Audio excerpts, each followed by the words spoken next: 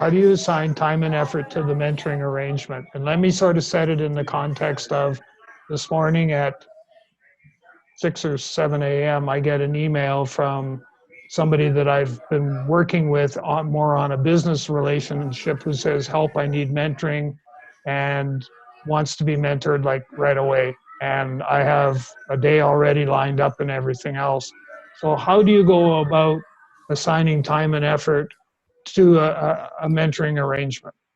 In the same way that once in a while I get an emergency, call from a coaching 911, is overall not to pack my day full of so much back to back appointments and schedule items, so that I have breathing space, because those things are going to come up anyway. So you may as well reserve space for them, even if it's more a case of, saving time at the end of the appointment. So doing a 50-minute call with 10 minutes of time for notes and, leaving room for some thinking or some follow-up space to send them the things that you might have referred to and want to share with them.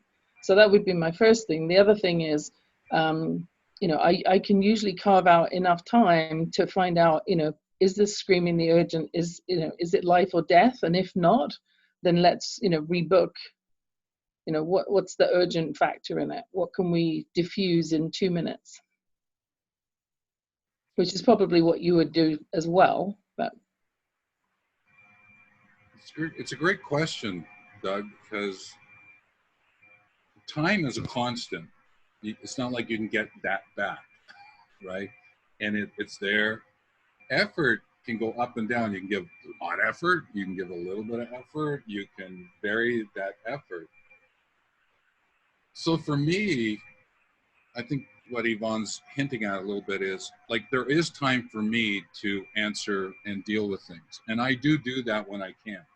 If someone needs some insight, want to tap into something that I might know, then I'll give them time. But I'm also will say, no, I can't do it until 10 o'clock tomorrow morning. And it's true. It's not that I go, well, this person keeps asking me for this all the time. And I think what I'll do is I'm going to teach them a lesson and they're going to have to wait 2 days. No, I'm not like that. It's true. So I have to come from that place of truth, right? Now, the effort piece, right? The time and effort piece, that effort, wow. There are times like in the mentoring connection and the mentoring conversations, I could be putting in a lot right? And the next day they may ask me for something else. The next day they ask me for something else. I've got to really pay attention to that effort, that energy I'm putting in. And it's not like I've got a magical formula that I'll go take my clipboard out and start calculating and going, well, no, you passed your effort contribution. I don't have anything like that, so I'm not sure I can answer it from that perspective, Doug, other than there's a gut feeling comes out for me, then I'm just going, well, let's slow this down a little bit.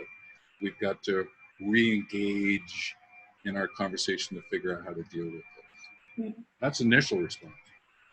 If I can add to that, Stephen, early in my career, I ended up in a role that was a sort of a matrix type organization, and I ended up with two bosses, and they were both giving me stuff.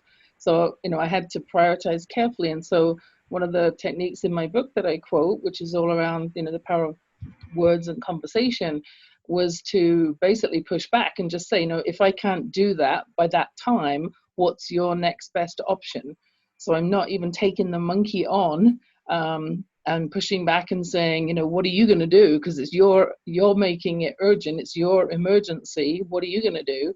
And I think in a mentoring arrangement, that's a perfectly acceptable answer, to be encouraging them to problem solve their options themselves rather than trying to own it and fix it. And I think I agree with all your comments, but the other thing for me too is value, is the aspect of I want to be able to bring value if we're going to have a mentoring arrangement and have that conversation. I need to be comfortable that I can bring value. And if it's trying to squeeze you into a small time slot, knowing full well in the back of my mind that, you know, it could go beyond that, and then what? Versus saying, you know, like what you had said, Stephen, is I have time tomorrow from here to here. Does that work for you so I can give you my undivided attention and we can spend the time on it that we need to? Yeah, the question of value, right? Linking value to effort. I believe we should unpack that notion of what is value. What does value mean? And how does it look in terms of mentoring? I think that's another conversation we can have another day. Because I know there's three kinds of value to me, other than ethical values and like the moral values, but there are another way of looking at values from a mentoring point of view. So that's a great point. If I can just add one last thing, I know that's going to be a discussion for another day, but in terms of value, I tend to think of, you know, what's going to have the biggest impact at the end of the day. And so, you know, we're back to that, you know, Lao Tzu quote of, you know, you give a man a fish, he feeds for a day. You teach him how to fish, he feeds for a lifetime. So in that 5 minutes you do have, what's the best choice for them? Is it to give them the answer, or is it to help them understand how to resolve it? So that's my parting comment. And if that person mentors other people about how to improve their fishing, then they really leave a wonderful legacy about their life in the community. Yeah. Just adding to the story. Yeah, it's all about the ripple. I'm all about the ripple. Yeah. Thanks for watching the video. We have an ask of you. Make sure you click the subscribe button and click the bell beside subscribe so you can receive more notifications of the videos that we're loading up.